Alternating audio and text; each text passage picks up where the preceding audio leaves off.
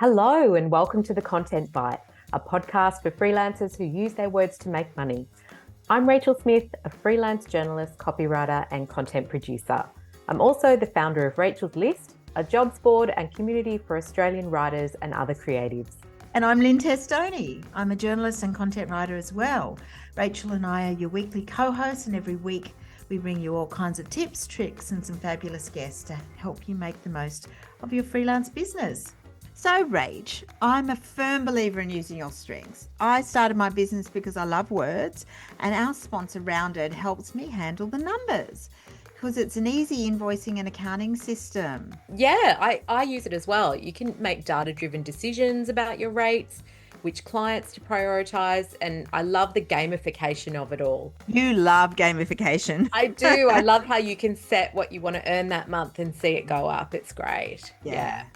And I think it's really good because the rounded reports are great for creative professionals. And I think that I love the fact that my accountant can go in and have a look at my numbers before we have those conversations at the end of each quarter. I think that's really helpful. And don't forget, if you're a Rachel's List Gold member, you get 20% off the annual rounded subscription. And that is every year, not just as a one-off. And the details are in the show notes. Yep.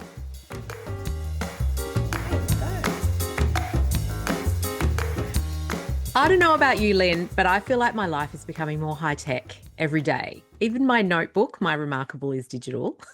And I do wonder how much of this and the fast-paced business juggle that so many of us, have these days dilutes my focus. What do you think? Well, it's true, isn't it? Although this year is the first year I haven't used a paper diary. I've just used my calendar, my electronic calendar, and that's been a big changer for me. Yeah. But I reckon we've got some great tips from our guest today, Claire Emerson, because she's all about helping business owners not get lost in the mental clutter and deadline chaos, which I think we all have, don't we? Yes, I am stoked that we've got Claire on. Her fantastic newsletter Flourish crossed my radar many years ago. And I think today she's going to give us 3 specific tools that help freelancers stay focused and calm and actually finish projects. Yes, please, to that. Exactly. The finishing is such an important thing. I know so many freelancers and writers who start lots of things and don't finish it. Yeah. Shall I introduce Claire and we'll get her into the hot seat? Yes, please. Claire Emerson helps thoughtful business owners build momentum and follow through using simple systems, analog tools, and mindset shifts that make space for the work that matters most. She's the creator of Implement, a free 10-day email course that helps you apply what you learn without letting procrastination poison your progress. Gotta love that. I love that. And she also writes Flourish, which you mentioned before, which I've just subscribed to. It's so good, which is a weekly newsletter for creative minds who prefer notebooks over noise, calm over chaos, and clarity over constant hustle. Welcome, Claire. Welcome. Thanks for having me. It's so good to have you on the podcast. But for those of us who don't know you and don't know your newsletter, give us a bit of background about your career and what's brought you to this point. So I started freelancing back in 2016. I began as a virtual assistant, so I've always had a knack for figuring things out and picked up the tech side of online business pretty quickly. But at the same time, I was also trying to build something of my own. I didn't want to be a freelancer forever. I still don't. I really wanted to become a creator. I was always taking courses, experimenting, learning the ropes of online business. And 2 things instantly stood out to me. It was writing and email marketing. Eventually, after pushing through a lot of mindset hurdles, I started writing guest posts for Brian Clark, the founder of Copyblogger, Amazing. on his side project at the time called Further. Yep. I mostly wrote about systems, habits, and beating procrastination as they were, some of my biggest struggles. And that opened the door to a contract with the Copyblogger editorial team, which was a huge milestone for me. Amazing. I did project management and I wrote for the blog as well. Then I had a baby in 2019, and about a month after giving birth, the founders sold Copyblogger. So when I came back to work, I was essentially starting from scratch again, which is also when I created People Love Projects and started writing my newsletter Flourish, which I've now been writing, for 5 years. Around the same time, I started writing for clients, which I hadn't expected to do, but I really enjoyed it. The only issue was that it wasn't scalable. I'm a slow writer. Mm. So, with my background in email marketing and tech, I pivoted into email marketing consulting. And that allowed me to take on some solid freelance contracts while continuing to grow the creative side of my business where I could do the writing side of things. So now I split my time between consulting and building people up projects where I create tools, courses, and systems to help other self-employed people manage their ideas, follow through, and build momentum. Cool. Wow. So, Mm. what inspired you to combine all these different things, the coaching, the writing, all into one career path? Is it just where you were meant to be, or did you have another thought? I wouldn't say they're fully combined. It's more that I like to have my fingers in a few different pies. Yes, yeah, fair enough. Consulting is what pays the bills right now. Mm. Writing is something I love and it's ridiculously fulfilling. And I'm grateful I get to share my work with people who actually care about what I have to say.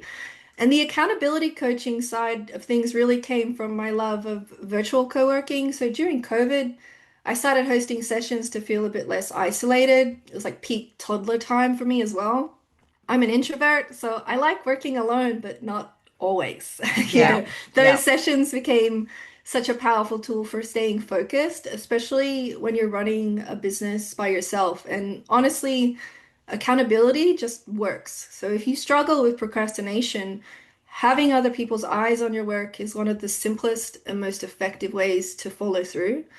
And with my background in project management, I'm also just naturally good at helping people stay on task, create clear next steps, and make progress. So sort Interesting. of leaned into that. Yeah. Interesting.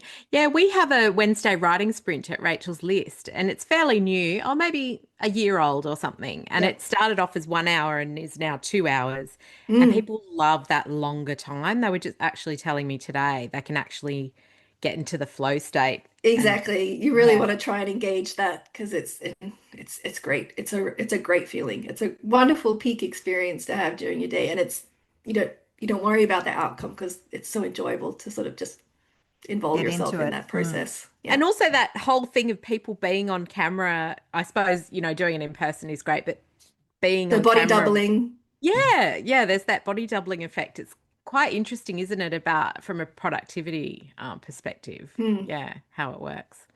Mm. Well, I know you're very old school when it comes to tools. Was that sort of a shift for you that came after trying more complex tools or methods, or have you always been very old school fan?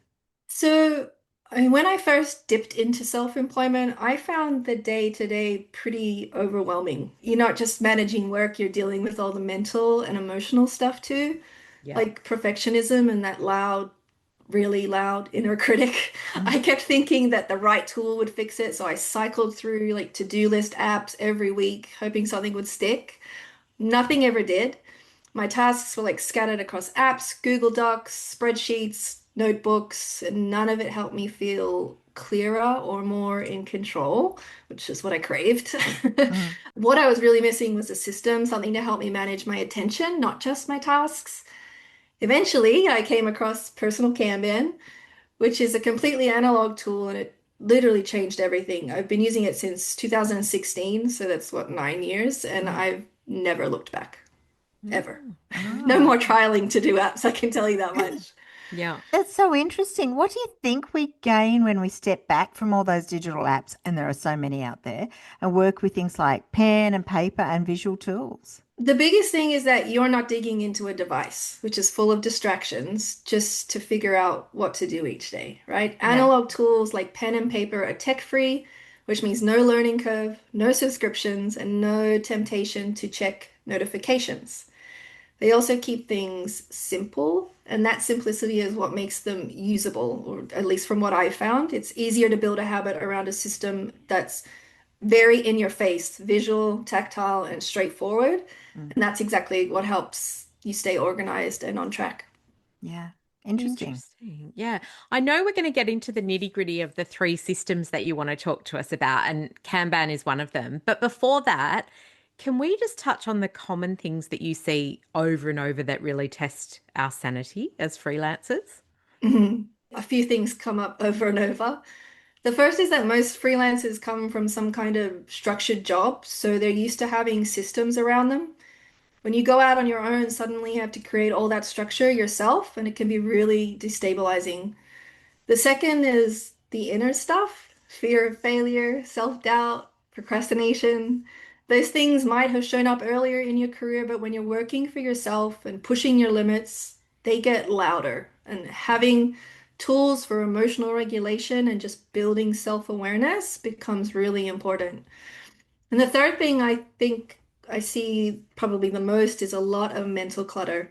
There's so much pressure to learn new things, stay visible, keep up.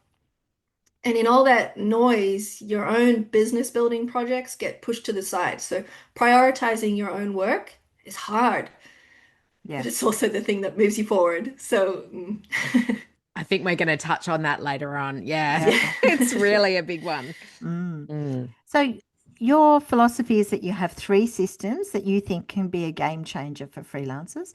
Tell us about what they are and why they're so useful. So the first one is personal Kanban. Mm. It's a visual analog task management system that lives on your wall. It helps you see everything you're working on, stay focused, and most importantly, finish things. Mm. I've been using it since 2016 and honestly credit it with curing a lot of my procrastination and perfectionism tendencies. It's simple, powerful, and totally tech-free. Again, a huge plus. Yeah. And I love tech. Like that's like I work in tech. Like Mm. it's there's uses for it, but I think in this situation, it's just very beneficial to be outside of that system. The second is working in 6-week project rounds. So instead of setting vague long-term goals, I break my work into short-term projects with clear outcomes and deadlines. It helps me avoid shiny object syndrome and actually finish the ideas I care about, whether they're personal or client related.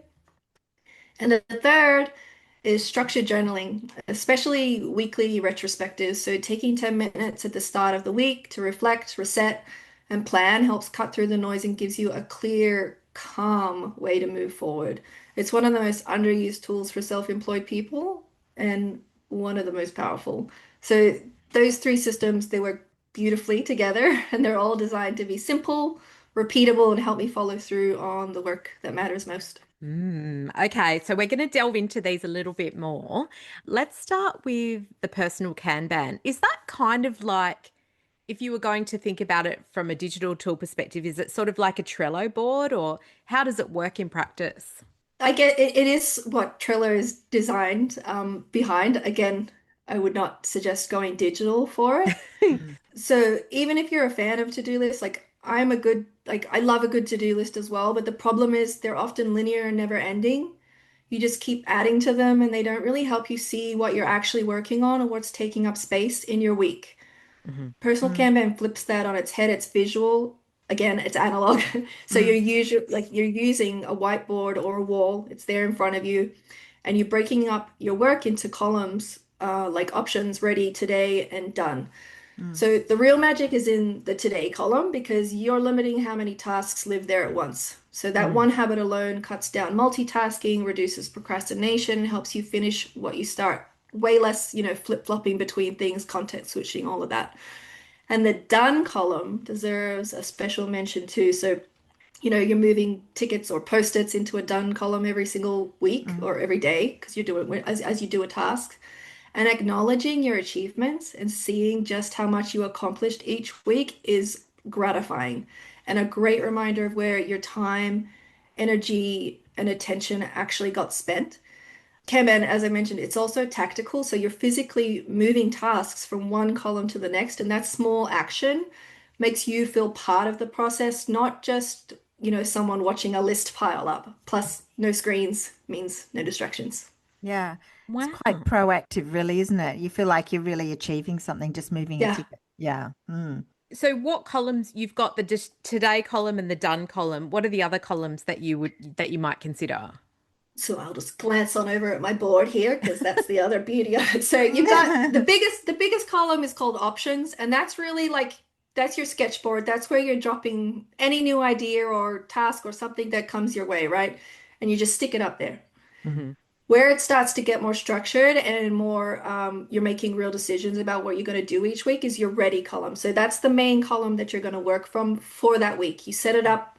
I set it up during my weekly retrospective. So I actually start my week on a Tuesday, weirdly. So Tuesdays is when I do that. I'll reset my board, line up my tickets in my ready column. Mm. And you're really going to limit yourself to about 6 tickets. Again, I do have a free Kanban challenge where I sort of walk through the whole process, but as a brief sort of overview, it's that ready column is your setup for the week. Mm. And then the next step is to actually move something, one ticket into your today column. And it's one at a time, one at a time. And that is just, that's where your focus is. You're looking at that and you don't do anything else until you move that ticket over into done. In Mm. some cases, there's another little column underneath today called the pen or work in progress. In some cases, you will pull something down there. Again, I work through sort of when you might like do that during in the Kanban challenge, but it's really that simple. You've got all of your options. You've lined up your week in your ready column. You've got exactly what you're doing today, or at least the first thing you're doing today. Put it into that little space. Once you've done it, stick it in your done column. And all those beautiful done tickets, they stay there during the week until you reset your board. So at the end of the week, you go, okay, I did that, I did that, I did that. Wow, I actually did way more than I thought I did. Or it's like, oh my gosh, look what's still sitting in my ready column. What did I ignore? What am I procrastinating on? Where am I sort of falling short with my own intentions and my own follow through? So it's super like it gives you a lot of awareness about, your procrastination Mm. tendencies and where you're not following through. And also just sometimes it's just tickets that you don't want to do. And so you're sort of seeing where those draining tasks are as well. So Yeah. that's really helpful. How Mm. amazing. I would be putting more in my today column, but you're saying just put one thing in and then No, do it one and thing at move a it. time. And it's small. Mm, It's like tricky. it's when you see the Kanban set up, it's smaller than all the other ones. So options is like kind of half of your board, and then the next half is split between the other three columns. So today, the ready column today, Mm. and then the done column, which is actually quite bigger too. So it's a small space for a Yep. reason, because Yep. one thing at a time. Oh, it's so Okay. interesting. So I'm I do gonna give that something a crack. similar because I do use Trello and I have similar boards. I mean, yeah, but I sort of have a whole week's task and yeah, but it's similar and I get the same satisfaction moving an electronic ticker from one column to another. Yeah. So Oh, yeah. I mean, I've used digital versions and Mm. often like with client work, I'll still organize projects for them digitally. Like I Mm. still have to go digital in some cases. Yeah. But for my personal tasks, the ones that Yeah. I'm Yeah. responsible for, they all get moved to my physical board where they get a ticket, I post it, and Mm. I'm, You're done. plodding along through the day. Yeah. I've just found this massive, like little mini Well, there you go. The thing other of, thing is you get to go stationary shopping. I So, know, it's my You favorite love thing. stationery My shopping. favorite thing. Exciting. Mm. Oh, I'm Mm. going to give that a crack. Okay. Does it Yeah. have to be a really big board or can it be small? Listen, you can. I've worked with both because when I was, post baby, I used to Mm. have to make it portable to my bed, Mm. and I used a manila folder. I mean, Yeah. obviously, you're going to be like sort of minimizing what you're Mm. putting on it, but I have a regular size whiteboard, like sort Mm. of like 60 by 40. I have no idea what the measurements are, but Yeah. it's Yeah. it's a decent size because it's nice and visual. It Mm. Yeah. takes up like I intentionally designed my space around it basically. Like it's a Yeah. very focal point in my office. So yeah, Mm. I like Okay. that. Wow. Okay. Well, let's chat about journaling. I know it's a big thing. A lot of people really love it, and something many writers would love to commit to. I must admit, I've tried a And couple of don't. times and it's never stuck with me. No. So why can this become such a powerful habit? So the biggest gift of journaling is that it engages your rational mind. It Mm. helps you get out of unhelpful mental loops and actually accept and work through what you're thinking and feeling. For me, it's how I prime my mental and emotional state before the day begins. And I've dealt with my fair share of anxiety over the years, and honestly, just writing things down has been one of the most powerful tools for changing the story in my head. It gives me clarity, and that clarity helps me approach the day with more calm, more Mm. focus, and a better sense of what matters. Yeah. Mm-hmm. Mm. Interesting. Mm. So are you writing down like things to do with your life or business or all of it in just like a big brain dump? How do So I've you? got, honestly, I got a few different journals. So I Yeah. have like a morning pages style journal. And again, I sort of switch through them depending on how I'm feeling. So there's a physical morning pages. That's like stream of consciousness, write what I'm thinking, feeling, Mm. everything. Could be Yep. anything, right? Yep. Hmm. That's very much, you can sort of Google what morning pages is, and there's a little bit of structure around it, Mm. but not a lot. I used to use the 5 minute journal, and I wasn't using it the same way it's sort of crafted. So I made my own journal, and I call Mm. it Before Anything Else. And again, it's just like a little one pager, really structured, prompts like, what are you grateful for? What matters most today? I've incorporated a few other sort of systems and tools that I use. So Yeah. that's sort of a very easy and light one. I do that definitely every day. The morning pages comes and goes. The same thing with the morning pages, that's a physical journal. If I'm feeling digital, like sometimes it's just there's too much, or you just want to get in, you want to use something digital. I use 750words.com. Oh, yep, we know that. Yeah. So I love that. Sometimes honestly, it's more of like a what vibe am I feeling today? Because I do all my journaling outside in a little spot I have on my porch. So it's sort of that's very analog, but if I Mm. do want to sort of explore more.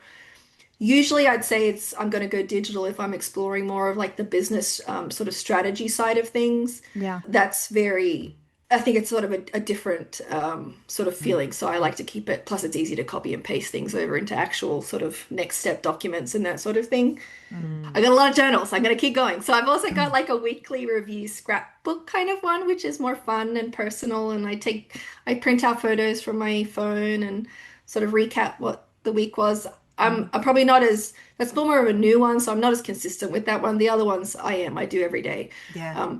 But it's lighter, and it's much more like, as I mentioned, like scrapbooky. Like it's a little bit, I try and be one of those cool scrapbook people, but I'm just not. So it's very basic. It's just I print out the pictures and I write in some fun markers, and that's sort of it. Yeah. Yeah. And I Yeah. also, I talked about, I'll go over it a little bit, and I think soon, but it's for my projects. I actually do the initial mapping of the project in an analog form. And I consider that a form of journaling as well. It is, again, it's probably more structured because I have very specific questions that I ask to map the project. But again, I try and do it analog first and then Yeah. transfer back to the my digital spaces for when I need it. Yeah. Oh, That's wow. interesting. Can we delve into that a little bit more, like in mapping a project in an analog way? What are some of the questions that you ask yourself, or how does that structure work? So it's very much based around a problem that I want to solve. And I think Hmm. that's really the first thing. I think it takes a lot of traditional project management, sort of jargony stuff, and just I've created like just a template for myself where I'm asking what's the problem that I want to solve? What is frustrating me the most right now? And it's centered around my business, obviously, or Mm. my creativity. Yep. Then I ask myself, well, what's the solution I want to try? And I write that out, and then I'm like, okay, well, what's the specific outcome that I would like to achieve, and in the time I'm going to give for this project. And then I also write out what does done look like. So I know very, very, very, very clearly what the finished product would look like. And that's sort of the first page. Then I sort of take it into the realm of, okay, well, what am I definitely not going to work on? What might help me, push this project further? Like, what resources do I need? What do I need to actually make this happen? Where might I get stuck? Like, I uncover those rabbit holes up front to be like, even if it's just like, I don't like writing sales pages, so I'm gonna have to make sure that Mm. I maybe do that first, so that it's Yep. gets the ball rolling. And then the next phase is just like big brain dumper tasks, and then I sort of pull a group those into sort of bigger pitches, and that's really the extent of the process. Like it's gosh, it sets me up for success every time. So Oh, yeah. Mm. wow. So I've never really connected with traditional goal setting. It always, like, I'm very much projects, use projects, not goals, because goal setting, it always felt too abstract or long term, or I just get really hung up in the process of like setting the goal, like Yeah. literally just Yeah. like even just writing out one of those stupid SMART goals. Like I couldn't do it. Like that's where I would like freeze. Yeah. And I think for a lot of freelancers, goals can actually trigger perfectionism or make you feel like you're falling behind before you've even started. So instead, I work in the short-term projects, usually 6 weeks long. with a clear outcome and a defined problem to solve.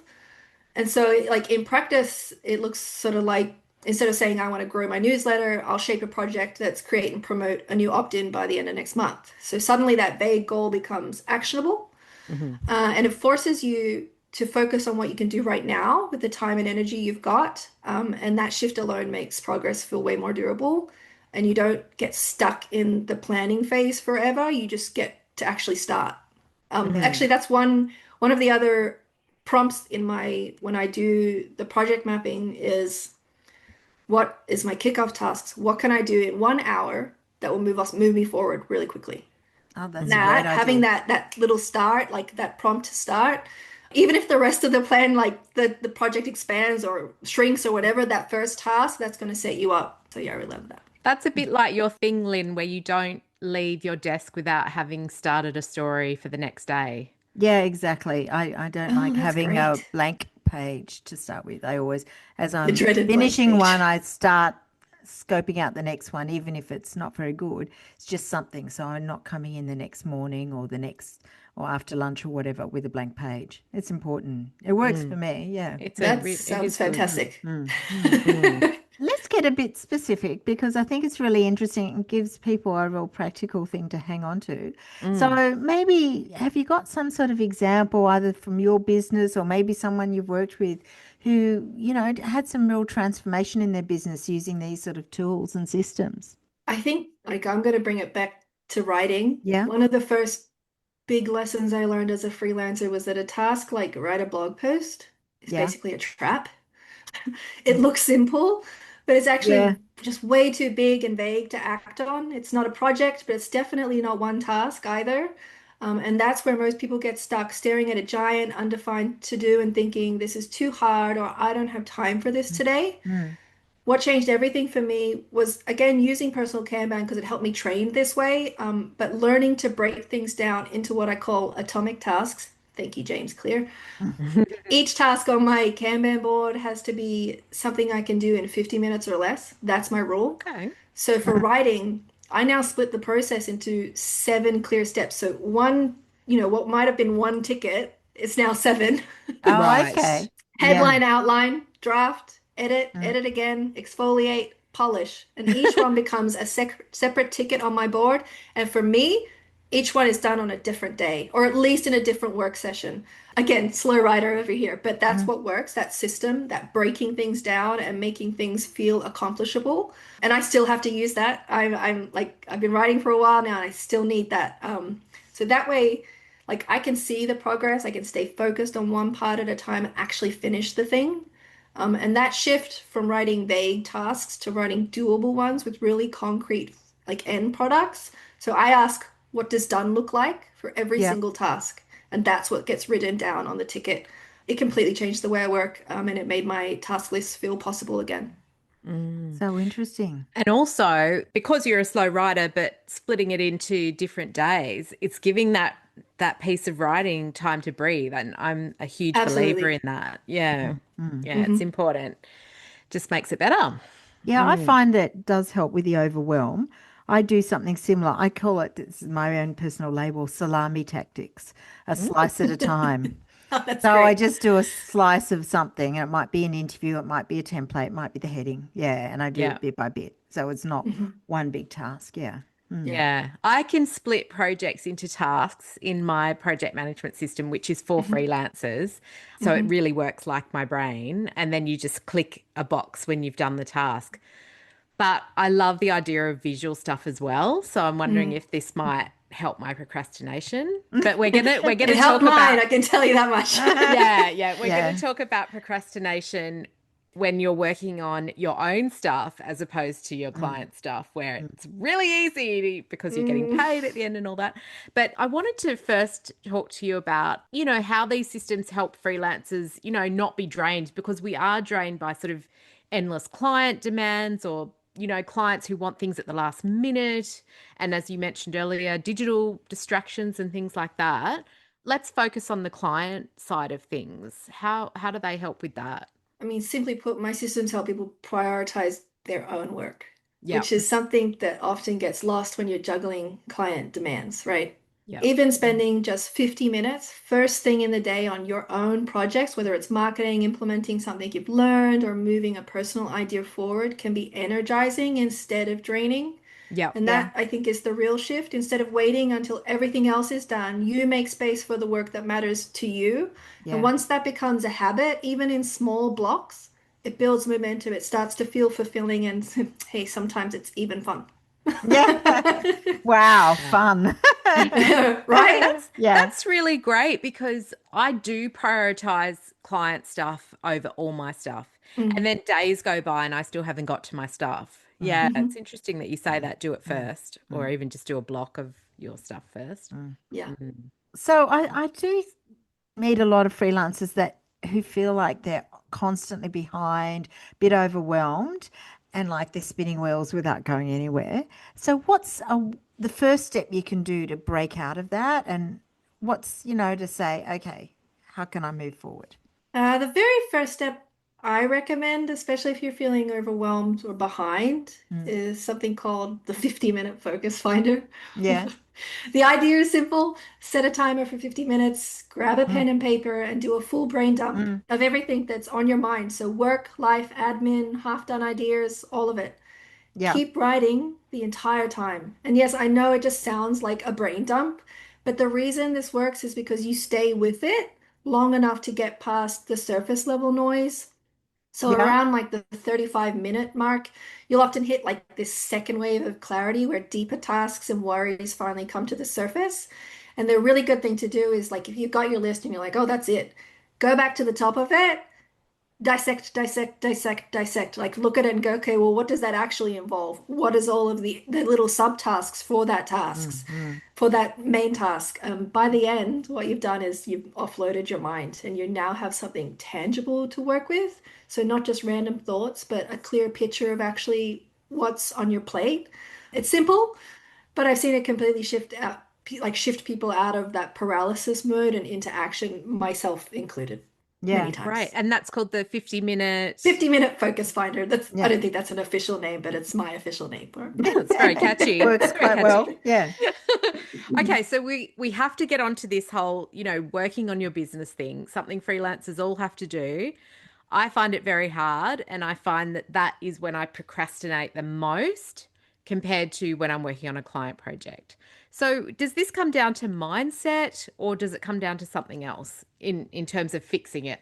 I don't actually think it's a mindset thing. I think it's a making space for it thing. Yeah. So for Yeah. a long time, I used the 50 minutes first thing rule where I'd work on my own projects before touching any client work.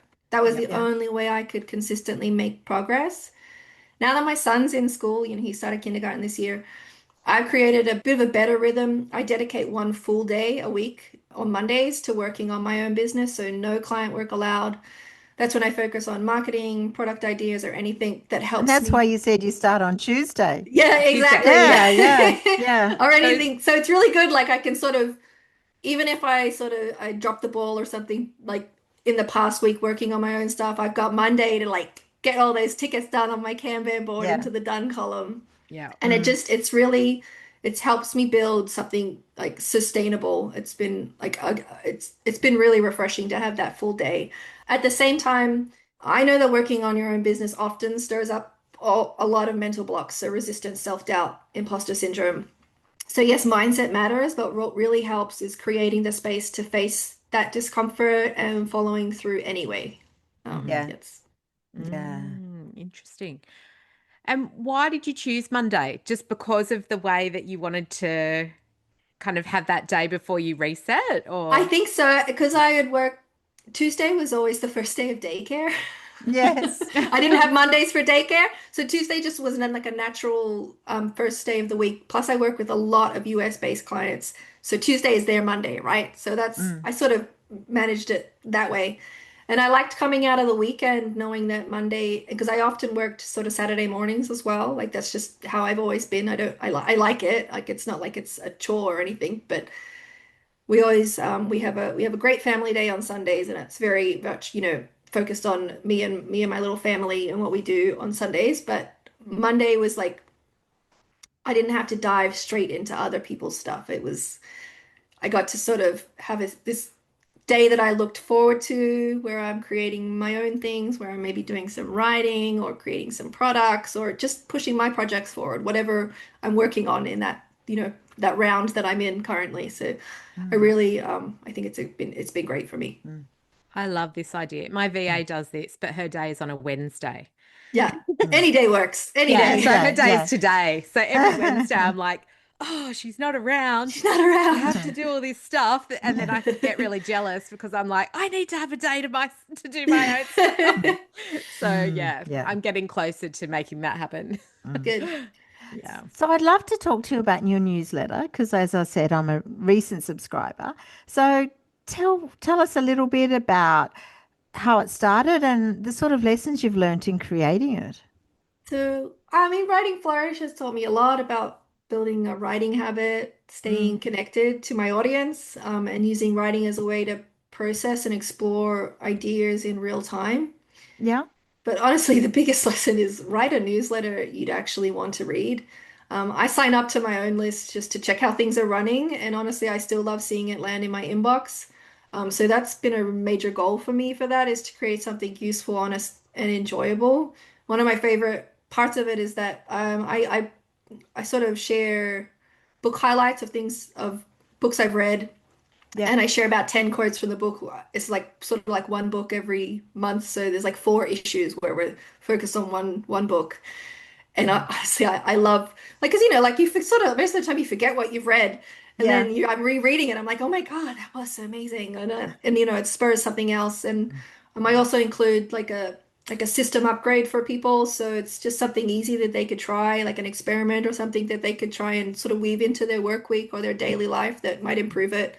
And I end on a self-coaching question. So, again, it's like a journal prompt. So it incorporates all of the things that I really love and what I've learned about in terms of like self-management and just being able to operate better, and Yeah. I think Yeah. it's been really I love to write it, which I think is also really important. So love to write it, love to read it. And I think those two things are some major pieces of a good newsletter. Yeah. We'll Yeah. put a link to that in the show notes. Yeah, And definitely. yeah, we do ask all our guests about the tools they love, and you've already covered lots of yours. Are there any you haven't mentioned that you'd be lost without, or any digital tools that you would be lost without? Yeah, I mean, one tool I'd be totally lost without is my email marketing platform. So I use Mm. Kit, formerly Okay. known Yep. as ConvertKit. It's truly the backbone of my business, and honestly, a lot of other creators' businesses too. Obviously, all my clients use it. As Mm. someone who struggles with selling, email marketing has been like a game changer. It lets me sell in a way I'm most comfortable with, which is through writing. And Yeah. it's how I build trust, share ideas, and make offers that actually help people. So I think it's literally like there's rarely a day where I'm not inside it. So I think Yeah. that would be one of the things I'm always reaching for. Yeah. Yeah. So Amazing. interesting. Yeah.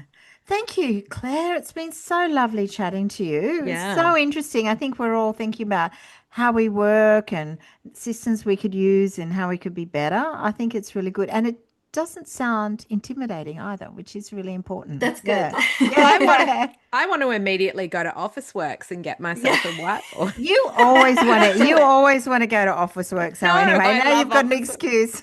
I do. Yes. Thank you, Claire, for being our guest this week. Let us know where everyone can find you and find your 10-day course and also the newsletter. Let's start with that. So you can grab some of my most practical tools like the free personal Kanban challenge or my 10-day implement course over at peopleloveprojects.com. Yeah. And if you want something bite-sized in your inbox each week, the Flourish newsletter is a great place to start. And that's right there on the homepage. Fantastic. Fabulous. Wow, Okay. thanks, Claire. We really enjoyed our chat. It's lovely. And Yeah. that brings us to the end of the show. So thanks to everyone who's listening. And I'll put a link to all those things in the show notes so you can connect with Claire and follow her. Yes. And Fantastic. we'll see you next week. Yes, for sure. Okay. Thank you. Okay. Bye. Bye. See ya. Thanks again to our wonderful sponsors, Rounded, easy accounting and invoicing software that helps freelancers run their business with confidence. And don't forget, if you're a gold member of Rachel's list, you can check your welcome emails for an exclusive discount code on the annual subscription rate. You can also find it in the private Facebook Gold group, or just contact us at hello@rachelslist.com.au.